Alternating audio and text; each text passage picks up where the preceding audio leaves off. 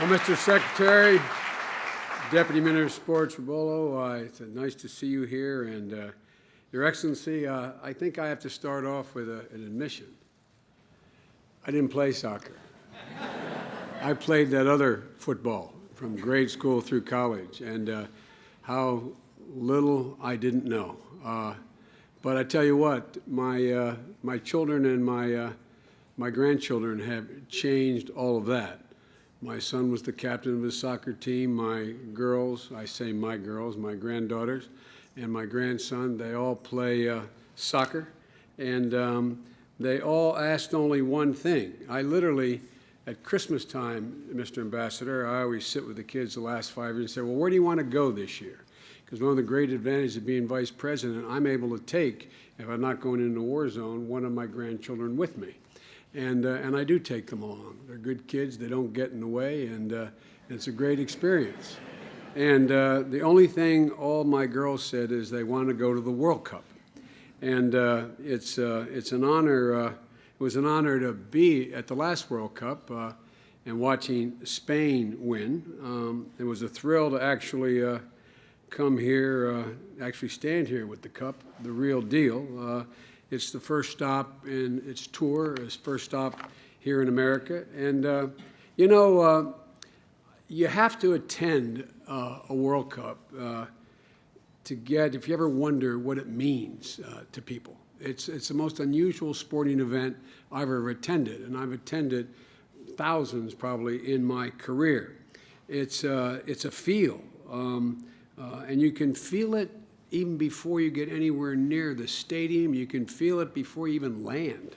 I mean, it's like it's in the air. It's a palpable sense of energy that I've never quite experienced before. And it is, and it's consequential. It is the most consequential sporting event in the world. And it's amazing how, not just interested, but how deeply passionate every country is about the World Cup. You know, we have our Super Bowl, we have our World Series, we have the NBA Finals, we have March Madness, but my Lord, it is nothing quite like the World Cup. And it not only brings country together, it generates a sense of enthusiasm that's hard to believe, except maybe the Olympics. But even there seems to be a greater intensity among countries about the World Cup. It's like, it's a measure of, it's how they measure themselves. Sometime this summer, as a player scores a winning header from a well-placed corner kick, you're going to hear, if you were able to, you're going to hear it in every single corner of the world. People cheering, hollering, and people in, it's like a jolt of electricity that's felt all around the world. And, it's the sportsman's combination of panic, exhilaration, and depending on your team, agony or ecstasy. And it's going to be felt in villages and major cities. It's going to be felt in every time zone, every hour, every day and night, and in homes, bars, offices, stadiums, where tens of thousands of people paint their faces, sing their anthems, and raise a banner. As John keeps pointing out, and Secretary Ryan, sports does bring people together. And that's why diplomacy, practiced by John and Evan in the State Department, is so good in connecting people around the world. And by the way, folks, when it comes to soccer, America is coming on. It's not historically been our game, notwithstanding the fact that the ambassador and John played it back when we were in school 10 years ago.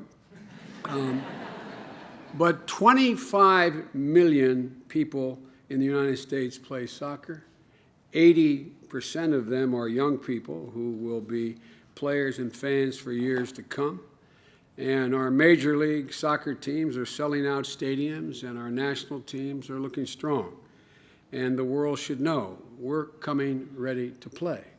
And, we couldn't be happier to see the World Cup back in the Americas, Mr. Ambassador. I was recently in Chile at the inauguration of President Bachelet, and afterwards there was a a state dinner for heads of state and semi-heads of state like me. I found myself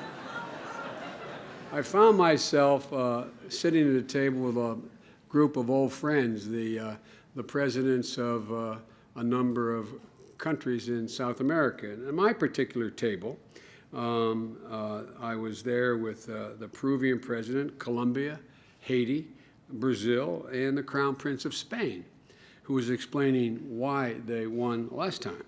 And each one, John, bragging about their country's bona fides.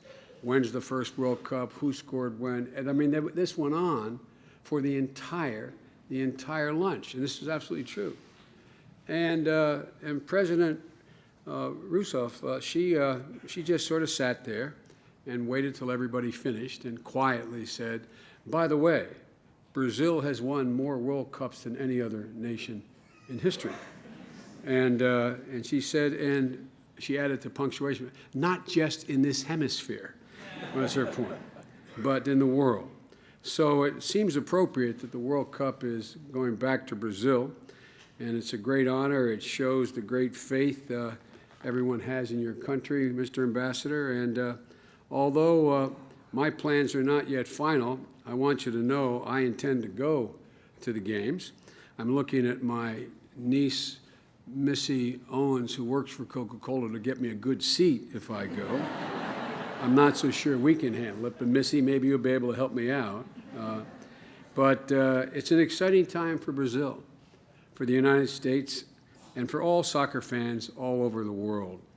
And I want to thank you for bringing the World Cup trophy to the United States. And my expectation and hope is that it will come back soon in the hands of our players rather than being delivered by someone else. So with that, I'd like to invite the Secretary to join me in unveiling the trophy.